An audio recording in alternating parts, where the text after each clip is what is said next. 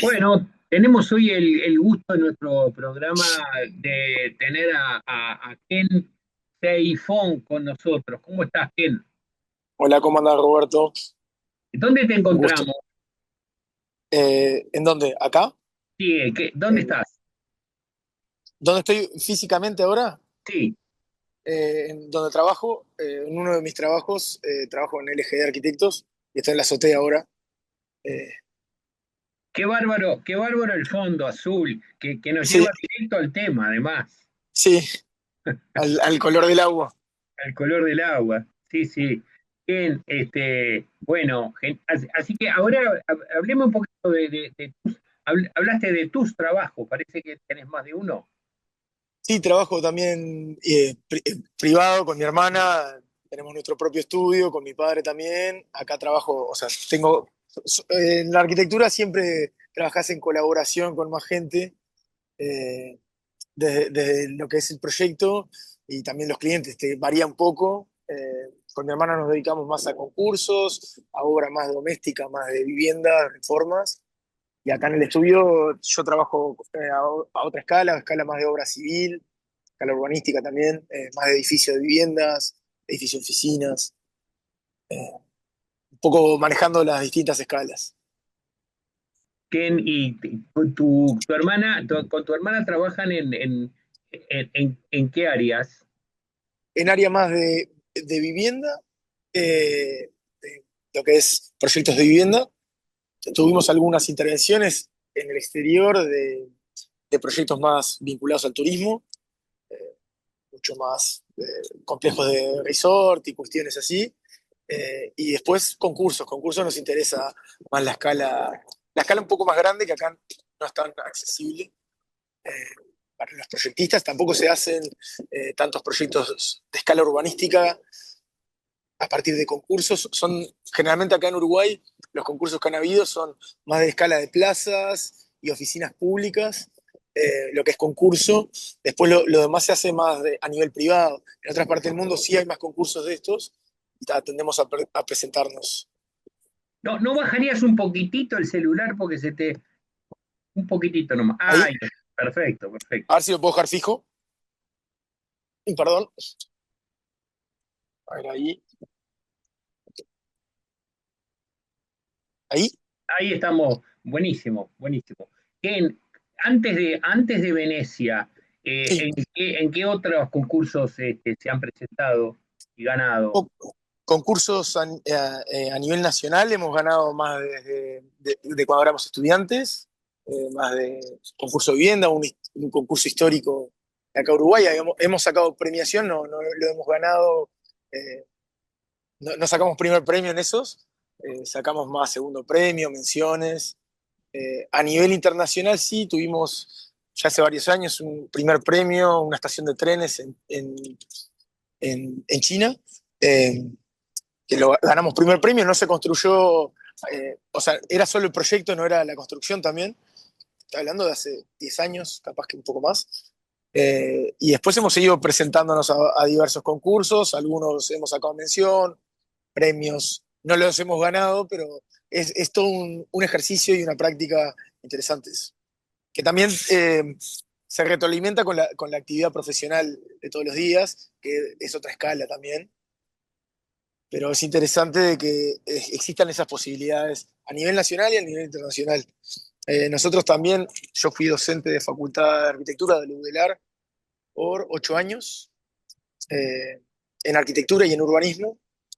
Mi hermana sigue vinculada a la facultad, dando también clases de arquitectura, también hace 8 años, 9 años. Ella también tiene una beta mucho más de investigación, está trabajando con investigaciones sobre el bambú, sobre la resistencia de los materiales.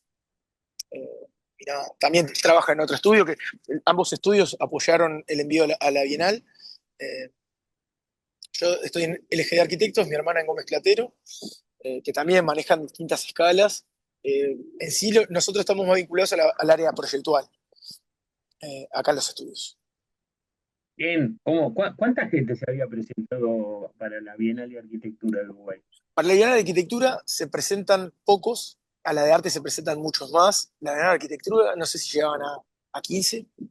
es muy poquito para lo que son los concursos en Uruguay, que en Uruguay generalmente concursos medianamente grandes que se van a construir. Lo que pasa es que también tienen otro, me imagino que otro beneficio a largo plazo cuando es una obra de otra escala y que permite que los equipos sean más grandes. Entonces, también el premio que tienen es mucho mayor y te asegura trabajo de aquí a 2, 3 años.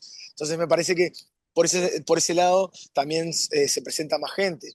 A los concursos acá normales de arquitectura propiamente dicha, construida de obra tradicional, se presentan a 80, 60 equipos. Acá no llegábamos a 15. Es muy poco en comparación, porque también tiene otras implicaciones. No, no es la misma escala. Vos trajiste la palabra beneficio y la Sí, retomo, la retomo. sí. ¿Qué beneficio les trae a ustedes más allá del orgullo personal y del prestigio? Es más un poco de visibilidad a nivel mundial, vincularse con arquitectos de otros países. A nivel económico no te da un beneficio el concurso en sí, al menos no hasta ahora. Nosotros sabemos que otros años los concursantes incluso han tenido que poner plata a su bolsillo para poder presentarse. Nosotros logramos estar justos, muy justos. En el presupuesto nos pasamos 200 pesos del presupuesto que le tenemos que poner nosotros, pero es, es muy poco, pero logramos ajustarnos bien al presupuesto, que eso es todo un desafío también, porque lo que se dice tradicionalmente es, si vos tenés poco tiempo, necesitas mucho dinero para poder realizarlo. Si tenés mucho tiempo, podés tener poco dinero porque podés conseguir apoyos, etcétera. Cuando tenés poco tiempo y poco dinero, como fue en nuestro caso este año, que generalmente en Uruguay sale en poco tiempo el concurso. Los plazos son muy acotados y el dinero siempre es el mismo. Este año eh, el MEC recibió el apoyo de la Fundación Viñoli, nosotros también a través de ellos, pero este año por cómo funcionó el acuerdo, fue más para el uso interno del MEC. La idea es que a futuro este aporte de la Fundación Viñoli pueda llegar a ser volcado directamente al proyecto en sí, a la obra, ahí quizás incorporando parte de honorarios para los participantes, etc. En este caso nosotros lo hicimos a ganancia cero y a pérdida cero también, en el caso, porque logramos equiparar los presupuestos, pero claro, más allá, el beneficio es mucho más el contacto y lo que aprendes en el proceso que tanto material. Es más un beneficio inmaterial que también es lo que te motiva también a hacer estas cosas. Claro, claro. Pero los pasajes y el hotel sí te lo pagaron. Eso sí, por eso. O sea, fue gasto cero nuestro. Claro, claro. Otros Pasajes, viajes, hotel y viáticos o sea, lo pusimos dentro del presupuesto. Todo fue siempre ajustándose, porque ponele, a veces aumenta algo en la obra y tenés que reducir tu presupuesto. Nosotros en un momento íbamos a tercerizar muchas cosas, filmación, la parte de edición del libro, del catálogo que hicimos. eh, Muchas cosas las íbamos a tercerizar, fotografía, todo. Cuando empezó a crecer el costo de obra, empezamos a absorberlo nosotros, esa parte de presupuesto, que es algo normal en este tipo de, de participaciones que nos han contado siempre participantes y también de parte de la organización, que siempre ha sido así, pero afortunadamente pudimos equipararlo y no llegar a perjudicarnos económicamente y sí a beneficiarnos desde el lado mucho más académico, formativo, de conocimiento también, de entendimiento de la práctica. Eh, También esto no solo fue que fue el pasaje y estadía, etcétera. También dentro del proceso fue la construcción, que eso fue todo pago por el ministerio, o sea, el ministerio por los impuestos de toda la población de Uruguay. Eh, entonces, es interesante cómo entran un montón de factores en el proyecto. No es solo la idea, sino llevarla a cabo. Este año nosotros, por contactos de años anteriores, nos pasaron una arquitecta que trabaja allá, que hace el gerenciamiento de obra, que empieza en la obra antes que lleguemos, mínimamente, porque los plazos fueron muy acotados, que se contrató gente allá, porque antiguamente lo hacía cada participante esto. Cada participante iba y lo construía con sus manos. Martín, el comisario de este envío, él había ganado un par de veces y nos decía que en su época iban ellos. Después de la pandemia se, se- se puso un poco más seria la cosa, se hizo más ordenada, con los seguros de vida, con los aportes de los que trabajan. Se hizo mucho más eficiente también, porque en menos tiempo generan la obra más rápida, porque hay gente que se dedica a eso. Y afortunadamente tuvimos un grupo muy bueno de obra ya, que también hizo parte, o sea, hizo el proyecto mejor de lo que lo habíamos proyectado. O sea, eso es algo que no siempre pasa. Muchas veces vos proyectás algo y después cuando se lleva a cabo, o porque hubo problemas en la obra, o porque algo falló de lo que planificaste, queda mal. En nuestro caso, nuestra apreciación es que quedó mejor de lo que lo proyectamos. Y eso nos deja muy contentos también. Sí, ahí te vimos en el video encaramado arriba de la escalera colgando los hilitos. Sí, sí, la parte del final, los ajustes finales los tuvimos que hacer nosotros, porque era un tema de cuánto tiempo era el goteo. Porque el sistema fue complejo de cómo solucionarlo. En el proceso nos contactamos con mucha gente, pero todos nos proponían hacerlo como se haría tradicionalmente a través de un sistema de bombeo. Y era muy caro, se nos iba el presupuesto. Siempre, el presupuesto siempre estuvo presente en todas las instancias. Entonces, decía, eh, muy caro de presupuesto y ya no teníamos tiempo como para hacer colaboración de auspicio, de que alguien nos dé la bomba gratis en cambio de sponsoreo, de su publicidad. Entonces lo resolvimos yendo a una agropecuaria, comprando, le mostramos al que vendía ahí, una agropecuaria que iba por Agraciada, eh, le explicamos cómo era el proyecto y nos dijo, esto es muy fácil, háganlo ustedes. Es un sistema de riego de producción por goteo. Ahí compramos unos materiales, lo probamos, vimos que era muy fácil y luego lo que hicimos fue buscar una marca que existiera ya en Venecia, en Italia. Encontramos una marca que la representan acá, pero es marca italiana, una marca Claver se llama. El goteo es muy regulable y fuimos al lugar donde vendían la marca esta, compramos los materiales, hicimos una prueba de 20 metros de largo con varios goteos y funcionó. Afortunadamente la persona que trabajaba ahí nos dijo, esto va contra mi ganancia, yo te podría vender una bomba y un sistema súper caro. Me dijo, no usen una bomba, usen un tanque que sea por gravedad. Nosotros lo probamos así, funcionó, pero la gente desde el lado más práctico nos decía, esto funciona sin necesidad de mucho requerimiento y tuvo una parte de experiencia súper interesante en eso. También, como los tiempos eran muy acotados, el sistema hídrico, como le llamábamos, lo llevamos de acá de Uruguay. Pese a que era de allá, porque los envíos y todo lo que es llevar cosas a la isla, a Venecia, o son muy caros o se demoran mucho. Porque es un momento en que gran parte, o sea, hay 55 países invitados, más el resto de estudios grandes invitados, están produciendo cosas, entonces no dan abasto con los envíos, los permisos que tenés que para poder llegar con un barco, son carísimos, entonces lo llevamos de acá de Uruguay. Y todo eso fue parte de probarlo, ver cómo funcionaba, era un sistema súper simple que no estamos acostumbrados en la arquitectura. Era un sistema de riego para producción. Y con eso generamos todo un goteo que se recircula el agua en un momento se iba a recircular por un sistema hídrico, ahora es manual, se vuelve, cuando se llenan los baldes, se vuelven al tanque inferior. ¿Cada cuánto se llena el balde? El balde, en el cálculo, podían pasar 2 semanas sin llenarse el balde, o Ah, sea, hasta que se llene. En la realidad es hasta que empieza, porque si se llena mucho empieza a salpicar para afuera, tenés unos temas ahí, y también te cambia el sonido, algo interesante es, depende de la cantidad de agua que tenga el balde, el efecto sonoro es distinto. Lo que nosotros propusimos fueron 36 baldes. Los 36 baldes los representábamos en una división geopolítica nueva de Uruguay, pensando en los 19 departamentos que tenemos en tierra y en el agua existen 17 divisiones vinculadas, generadas para la investigación, buscando petróleo o el alquiler de las zonas para dejar espacios de dragado, para relleno. Existen 17 divisiones territoriales en agua y proponíamos por qué no existen divisiones territoriales en el agua, ya que es el territorio más grande, superficiales en agua.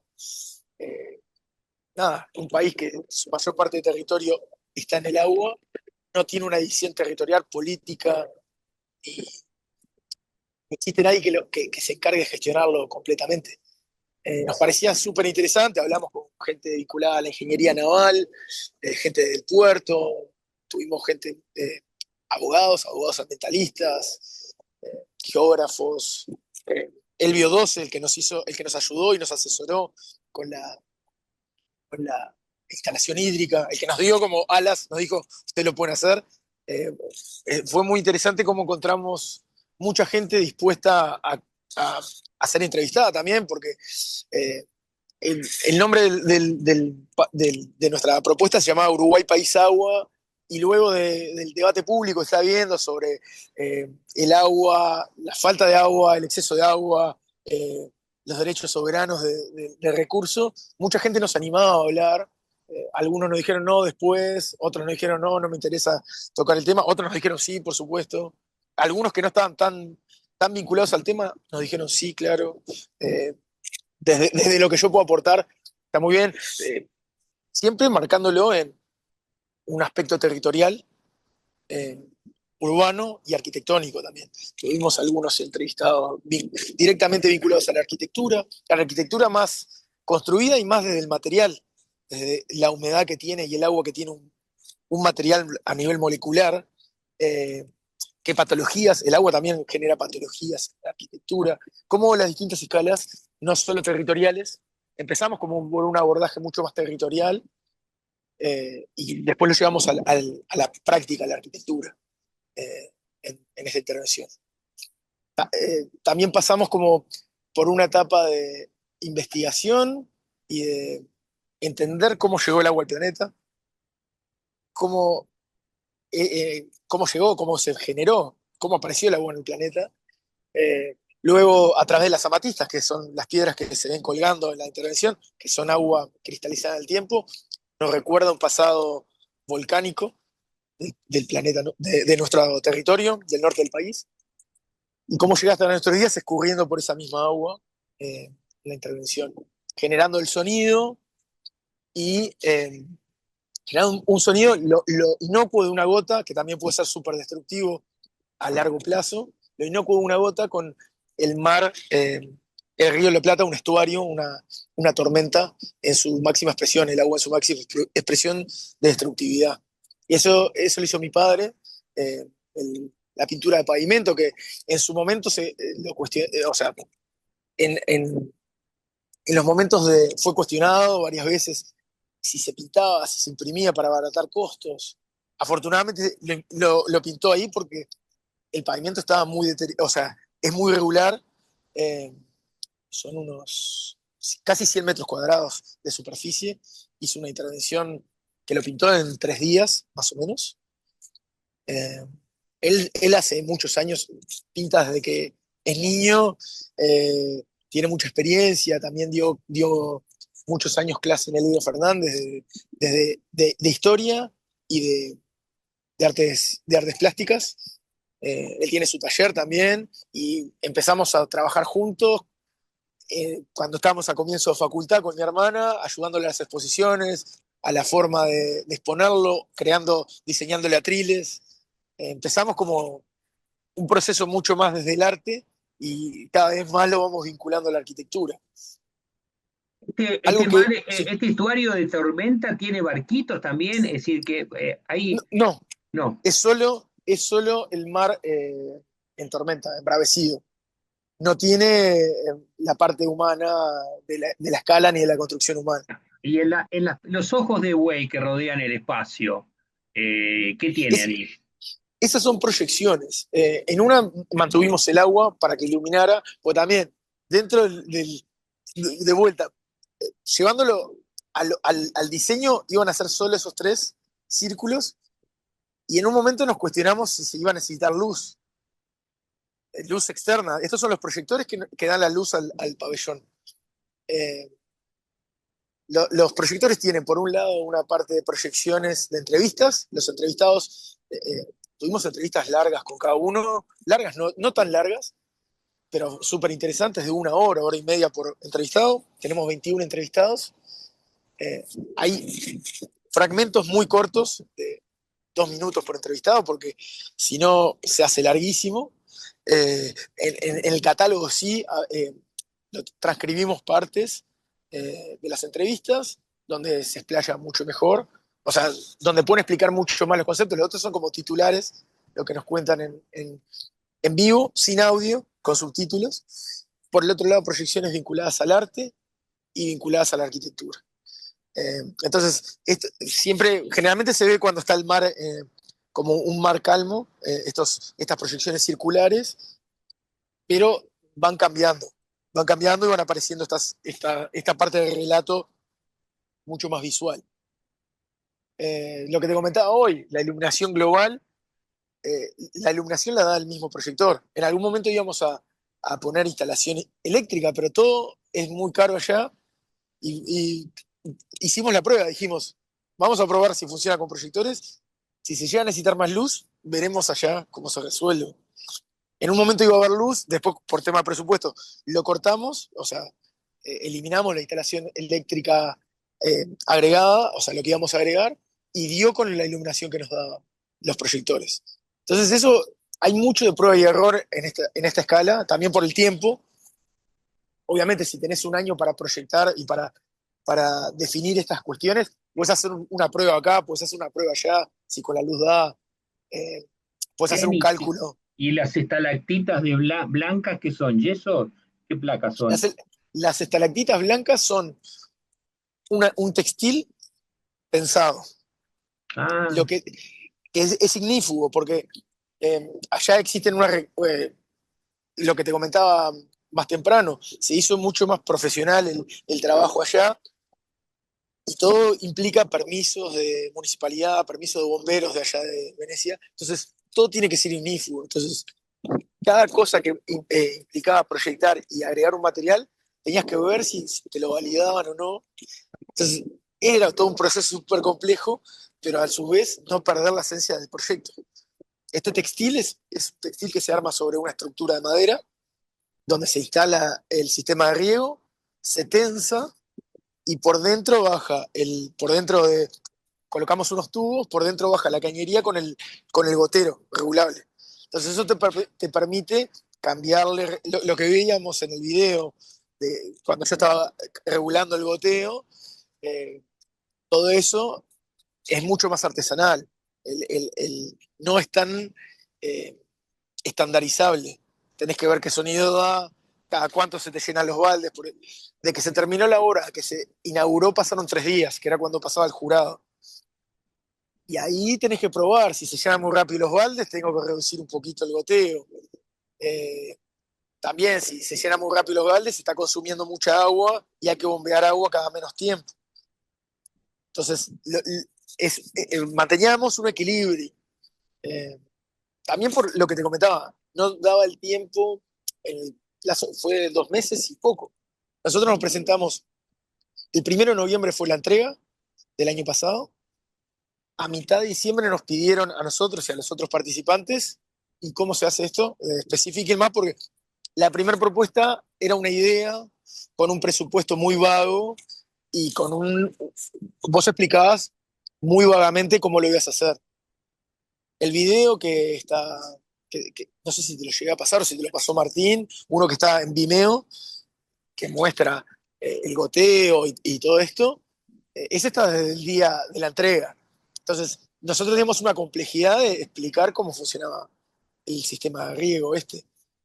Lo explicamos, lo justificamos, cambiamos temas de presupuesto también. En aquel momento, el 1 de noviembre, nosotros planteamos un presupuesto donde había honorarios, donde muchas cosas las tercerizamos, como te comentábamos. Cuando hablamos con concursantes anteriores, con gente que ganó la Bienal antes, y nos pasaron contactos de allá para hacer la obra, el presupuesto cambió mucho. Entonces, nuestros honorarios se redujeron a cero, muchas cosas las absorbimos nosotros. Entonces, cambió un poco la dinámica. En diciembre eh, pasó este cambio presupuestal y nosotros nos quedamos esperando. Dijimos, está, lo fallarán cuando lo falle. y sobre finales de febrero nos enteramos de que, o sea, nos ¿Quiénes inscribimos. fueron el jurado? El jurado fue Karina Strata, eh, Marcos Castains, eh, no quiero equivocarme, creo que Leonardo Noves, y hay un jurado más que no me acuerdo quién es. Eh, Fue súper reducido de tiempo. Ellos creo que lo habían fallado y después son partes que tienen que ponerse de acuerdo el jurado con la gente del MEC, entonces hubieron delay, justo coincidía con vacaciones en enero. Por eso nosotros las aclaraciones nos las pidieron para mitad de diciembre, entonces ya en mitad de diciembre, fin de año, ya es difícil que, que salgan estas cosas en ese poco tiempo. Luego vino vacaciones, luego vino el cambio de mando y luego tuvimos carnaval. Entonces, hubieron temas de tiempo que se demoró, eh, pero no, o sea, nos dio bien el tiempo. Pese ¿Cuánto, al tiempo. cuánto llegó el presupuesto final? ¿Cómo? ¿A Buongiorno, cuánto io llegó el sono Alicia presupuesto Cano, sono final? del Ministero della Cultura dell'Uruguay. Eh, Quest'anno, oggi stiamo inaugurando creo que il nostro llegamos a dos padiglione dell'Uruguay qui. millones 200 y algo mil pesos, una cosa Questa así. mostra El, 53-86% el, Uruguay, el, paese dell'acqua, el paese MEC d'acqua. nos da 2 millones de pesos Siamo qui como, dall'Uruguay como molto premio. En verdad felici di no es premio, riaprire un sino que anno con esto in vos più tenés que questa mostra. poder realizar el proyecto. Si no llegas con esto, tenés que buscar vos la forma. 2 millones de pesos da el MEC, la UDELAR, la Facultad de Arquitectura da un pasaje, la corrección de estilo y la traducción a inglés. Y la ORT daba 250.000 pesos. Ese era como el presupuesto oficial. El aporte de la Fundación Viñoli llegó como a mitad de marzo y por temas reglamentarios, como no está en el concurso, ese dinero no se puede usar para la propuesta, porque si no va en contra de los otros participantes. Si no, nosotros tendremos más presupuesto que lo que tendrían los otros.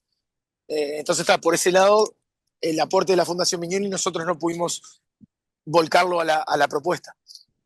Pero apoyó porque se hicieron reformas en el pabellón de allá que eran necesarias y se usó, o sea, fue claro eso.